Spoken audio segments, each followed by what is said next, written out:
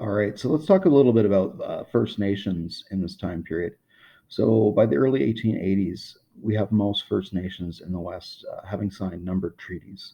And so these treaties were supposed to compensate them for giving up claim to their territory and agreeing to settle on reserves. In return, they're supposed to be taught about European style agriculture. Now, the reason why they needed to do this and the reason why they were willing to do this was because of the starvation by having their main food supply, the buffalo, being wiped out. And this was not from any of their own actions. This was largely due to, the building of the railway and overhunting of the buffalo in the United States.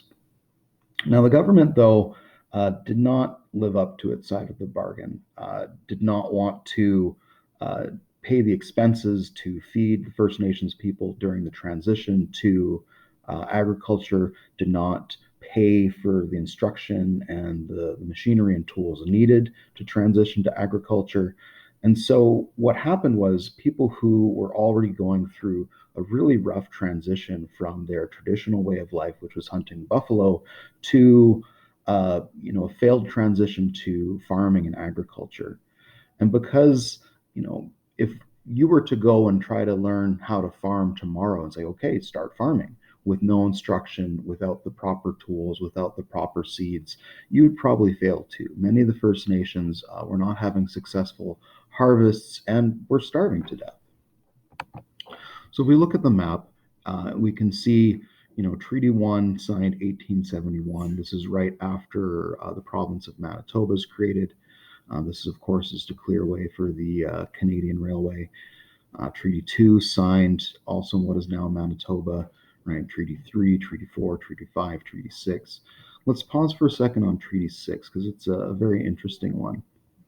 Now, this is Cree territory largely, and you'll notice that the time period is from 1876, right along with many of the other treaties signed,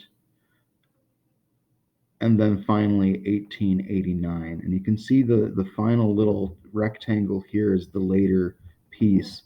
This delay was because of one chief known as Big Bear. And Big Bear saw what had happened with the previous treaties. He was very skeptical that the Canadian government would live up to its side. He did not want his people forced onto a reserve. He wanted to continue their nomadic lifestyle, being able to travel and to hunt. And so he delayed for years signing the treaties.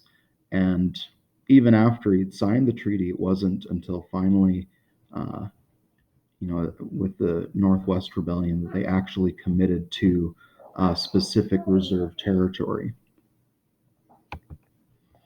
Now, Big Bear, during the Northwest Rebellion in 1885, tried to prevent his people from fighting against Canadian authorities, tried to negotiate, tried to put an end to it. But it was one of his uh, people in his tribe, Wandering Spirit, that led the attack at Frog Lake, the Frog Lake Massacre.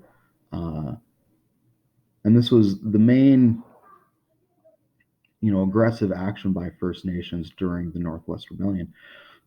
The vast majority of First Nations reserves did not fight in the Northwest Rebellion. They were asked to by the Métis and declined. They wanted to stay loyal. They wanted to live up to the treaties that they had signed, and including most of Big Bear's people. Now, because he was the chief, he was taken to court, put on trial for the actions of Wandering Spirit and others in his tribe, and was found guilty of treason and was put in prison. Everyone at his trial, all the witnesses, spoke in favor of his innocence, that he had been trying to stop the violence, stop the fighting, but this was very indicative of the justice that First Nations leaders faced in the aftermath of the Northwest Rebellion.